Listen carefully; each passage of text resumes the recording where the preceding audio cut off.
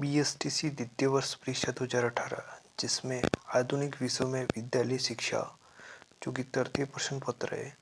जिसमें पहला सवाल, आधुनिक विश्व की प्रमुख विशेषता क्या है? परंपरागत व्यवसाय, दास प्रथा, वैज्ञानिकता या सामंतवाद। दूसरा सवाल, जिसमें राज्य का अस्तित्व व निरंतरता किसके साथ जुड़ी हुई है? कुलीन तंत्र, लोकतंत्र, निरंकुश तंत्र या राजतंत्र।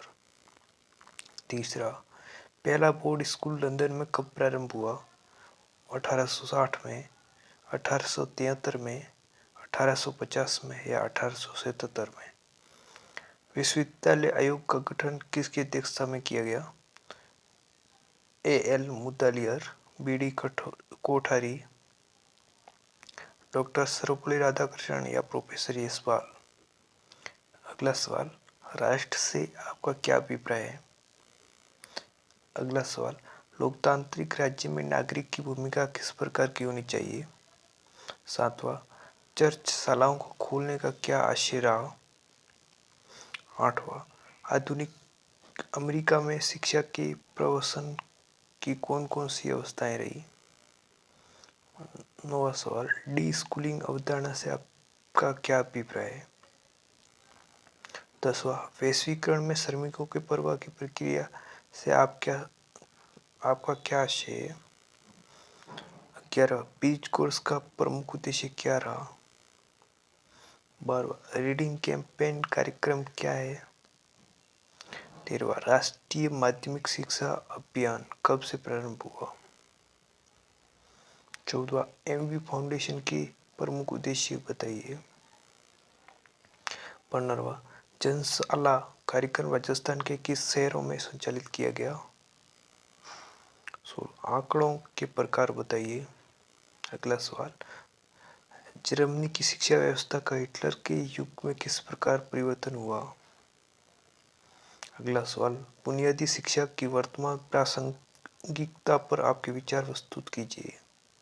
अगला सवाल, होशंगाबाद विज्ञान शिक्षण कार्यक्रम भारत में विज्ञान शिक्षण में परिवर्तन की संभावनाओं के प्रयास में कहाँ तक सफल रहा?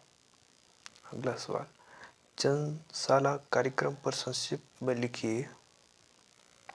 अगला, आंकड़ों के विश्लेषण हेतु कौन कौन सी विधियां प्रमुख है?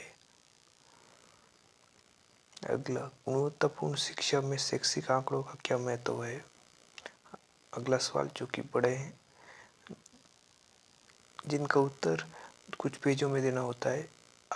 औद्योगिकरण की प्रक्रिया के किस प्रकार विश्व को आधुनिकता की ओर अग्रसर किया?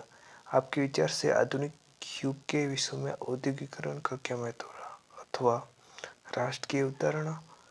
राष्ट्रवाद की अवधारणा शिक्षा के स्वरूप को निर्धारित व परिवर्तित करने में किस प्रकार से सहायक होती है? आपके विचार की पुष्टि में तर्क दीजिए। अगला, वैश्वीकरण से आशय को स्पष्ट करते हुए आधुनिक युग में वैश्वीकरण की आवश्यकताएं प्रभाव का समालोचनात्मक आकलन प्रस्तुत कीजिए। अथवा भारतीय शिक्षा व्यवस्था पर वैश्वीकरण के प्रभाव स्वरूप आप किस प्रकार के परिवर्तन अनुभूत करते हैं, विस्तार से विवेचना कीजिए।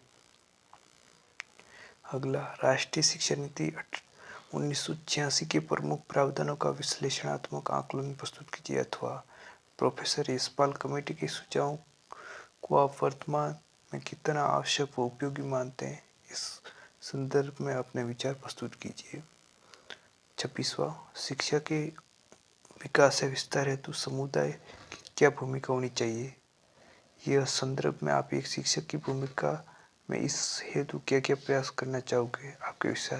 आपके विचार विस्तार से लिखिए। अथवा शिक्षकों के शिक्षण कौशल विकास हेतु प्रशिक्षण की आवश्यकता उत्पादकता के संदर्भ में आपके विचार प्रस्तुत कीजिए। आपका बहुमूल्य समय देने के लिए धन्यवाद। जय हिंद।